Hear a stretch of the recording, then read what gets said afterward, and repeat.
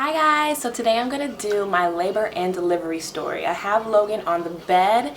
If you hear her, you see her feet? Those are her little feet right there kicking. I have her on the bed. If you hear her or if you hear the TV, I have Nick Jr. kind of on low so she can kind of be occupied and I can make this video. Hopefully she won't turn out. Okay, so I was due on October 26, 2014. That was my due date, which was a Sunday.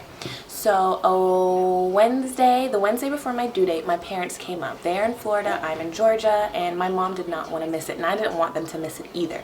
So my mom, my stepdad, and my brother Martin, they drove up, and they came up a little too early.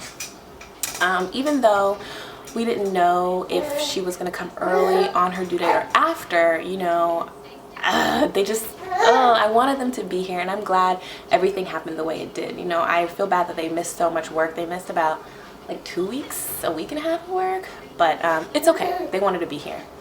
Anyways, so when they came up on Wednesday, you know, I was just pretty much normal. I've been having Braxton Hicks contractions, but I wasn't dilated. What's wrong, Babby? I was having Braxton Hicks contractions, but I wasn't dilated. So there's really nothing they could do. They didn't want to induce me because they're like, if we induce you and it doesn't go through, we don't want to have a C-section, and you're just not a good candidate for an induction. I'm like, okay. So Thursday goes by, Friday goes by, Saturday comes. That is the day before my due date.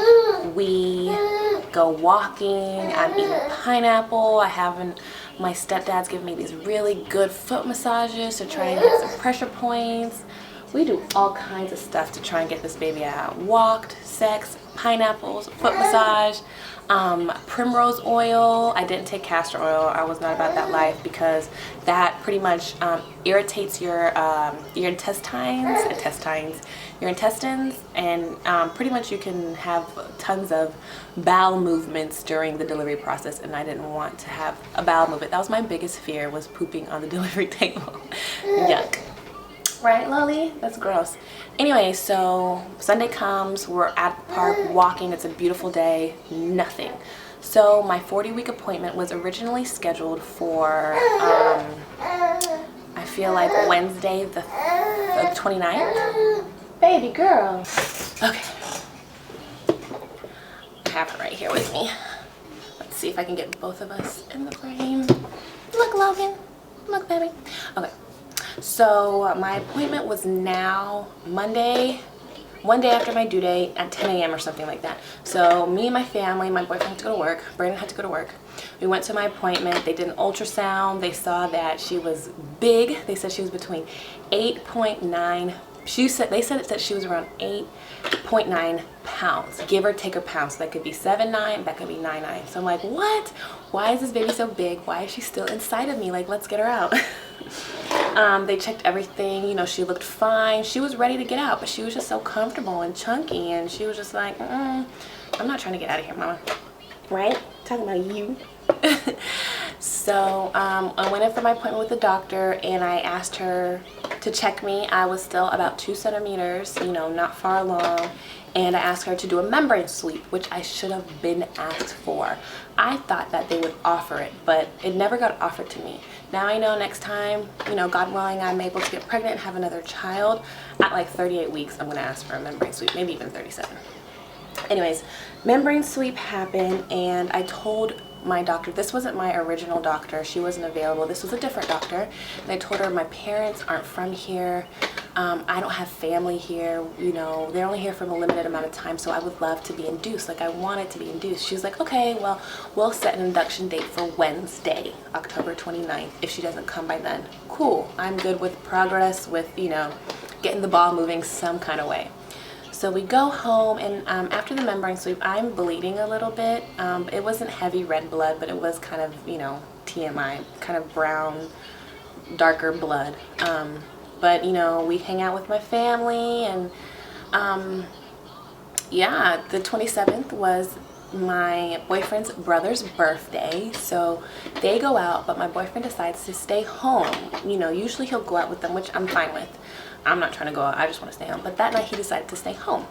So at about 2 o'clock in the morning, I wake up with what is contractions. I didn't know what they were because I've never felt contractions before. And they would come on and off and, you know, start and then stop. And then I woke him up. Well, I timed them before I woke him up. I don't remember the timings. I wish I did. But it was like every, I would say every like 3 to 5 minutes. Ooh, something's on my lip. Every 3 to 5 minutes, I would have the contraction. So I woke him up, and then we called the hospital, and, you know, they're like, you know, because your due date has passed, you know, go ahead and come in. So I call my mom and dad. They're at the hotel. So, you know, they're like, okay, we'll meet you at the hospital. We get ready. Something's still on my lip. What is that, baby? So we get ready, and, you know, we're driving to the hospital. I wish I would have vlogged. I was not even thinking about it. You know, right when we're leaving to go to the hospital, his brother and cousin are coming up from the club. You know, we tell them, you know, we're going. Yeah. We arrive at the hospital. My parents are there, and I have all the footage. I have my labor and delivery footage. You know, I will link it below if you haven't seen it. And so I get checked in, and I'm still about 2 centimeters, but I am having contractions. My water hasn't broken. You know, they ask me all kinds of questions and get, you know, IV started and all that stuff. I'm having some pain, so I asked for some pain medicine, and I really forget what it was that she prescribed me. If you go look in my vlog, I mentioned the name of it.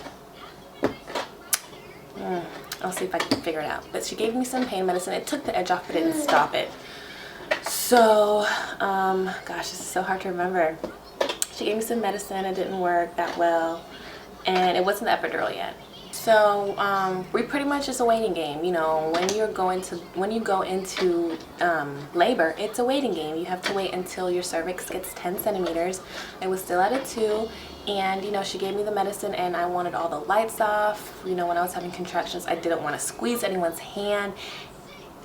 My contractions were the worst in my upper thighs, like right where my like hips and thighs met.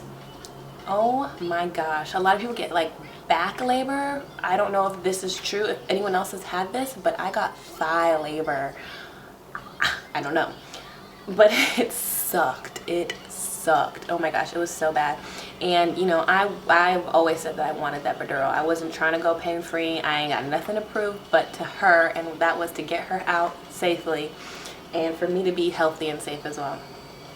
So a couple hours go by, I start having really, really bad heartburn. They gave me medicine for heartburn, this little cup of medicine for heartburn, threw that up, and then we went and got that epidural.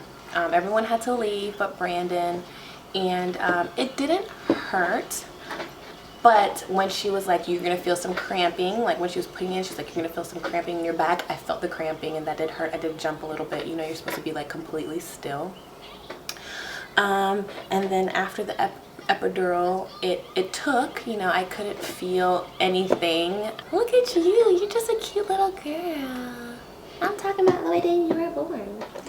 I could feel my toes, but I could not feel like my calves, my thighs, my knees, my butt, my stomach.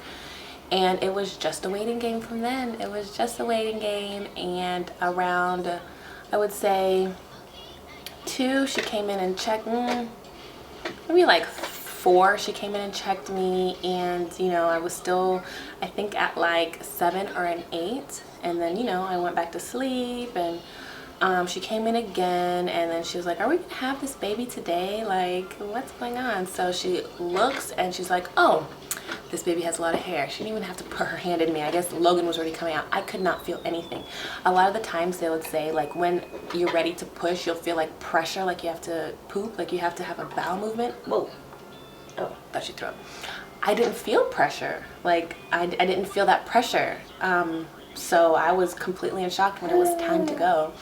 And, you know, she came, she was like, oh, well, looks like we're having a baby today. It looks like we can put a bow on her hair. So they got ready. This was at like maybe 6:20. They got ready and everything, and then, you know, got in position, and my mom had one leg and Brandon had the other leg, and, you know, she was just like, okay, you know, y'all hold her legs back. Jessica, you hold them back and apart, and, you know, on the count of 3, you bear down like you want to have a bowel movement and push. And I did that, and, you know, it wasn't hard. I didn't feel a thing. I didn't feel anything. Like, it was just crazy. You didn't feel anything. And then, you know, we stopped and, you know, she's like, all right, we're about to have this baby. Push again, you know, a whole set of, you know, pushing. Bear down and push. And then she's like, put your hands down, like, you know, you're gonna grab my cheeks. You know, her face was obviously down there. So she's like, put your hands down. Put my hands down. She put Logan in my hands and I pulled her out. And of course, everyone started crying. I did not see Brandon cry. Excuse you, burpee girl. Burpee girl. I did not see Brandon cry. I wish I could have said I've never seen him cry and I wanted to see him, but like as soon as Logan was born, like he turned around and like walked the other way, and then my mom like saw that he was crying, so she went over there and hugged him, and my stepdad went over there and, you know, hugged him too, and then he came back and cut the cord. So yeah, she was born and they cleaned her off and everyone was happy and calling folks, and then, you know, I got transferred to the recovery room, and when I tell you the recovery was the worst part. I'm like getting tears thinking about it. The recovery was the worst part of the whole experience. Pregnancy, labor, delivery. Once that epidural wore off, oh my gosh. I had a second-degree tear because she had a big old head. When I tell you, I forgot to mention this, in my 40-week appointment, they estimated the circumference of her head. It was like 9 something, I think. The vagina only, not the vagina, well yeah, the vagina only starts just to 10 centimeters, so her head was pretty much as big as it could get for it to come out. Anyways, the point of me saying this, I had a second-degree tear. Like, she tore me up. It wasn't a 4th-degree tear, which is like from the rooter to the tutor. It wasn't that. It was just from the rooter to the other in-between area. What's up, baby? You getting tired of hearing mama talk? I'm telling your story. So, the epidural wore off and it got so real. I was in so much pain. It's a lot after you give birth, you know, especially if it's your first baby and you're in pain from either the delivery or a C-section. If you have drugs in your system, whoa. You know, you're excited, but you're tired, you're nervous, you don't know what to do. You know, you have people coming to make sure that your vagina's fine, and, you know, push on your stomach to make sure you ain't got no blood clots, and you know, taking your temperature every 2 hours. And, you know, it was interesting. It was definitely an experience, and I'm so grateful that my family was there. I'm so grateful that Brandon was there and everything happened the way it did. We were in the hospital for about 2 days. She was born 6:39 that night, and then we stayed in the hospital the whole day after, so all of Wednesday, and we went home Thursday. Halloween was on Friday. Yeah. And then my parents left on Saturday, and then it was just us. Woo. Oh, life with a baby. It was a great experience, though. I had a good experience. Like I said, afterwards, it was hard because, you know, it hurt to pee. I had to like go number 2 within 3 days, or else something was wrong. I mean, next time I have a baby, I don't know if I'm going to go without drugs. I don't have a problem getting the epidural. I didn't have a problem. The one thing I hated was that after it wore off, I felt everything. So it's like, for those of you who went natural, who didn't have an epidural, did you, like, after you had the baby, like, were you hurting down there? Like, I don't want to feel the ring of fire. I know we're women and we're supposed to feel this because we got pregnant and we're about to birth the kids, and yeah, but if they make something to help you throughout the process, what's wrong with taking it? You know, I know some people don't like to take medicine for headaches and stuff, which I get, but this is worse than a headache. So yeah, I think that's about it.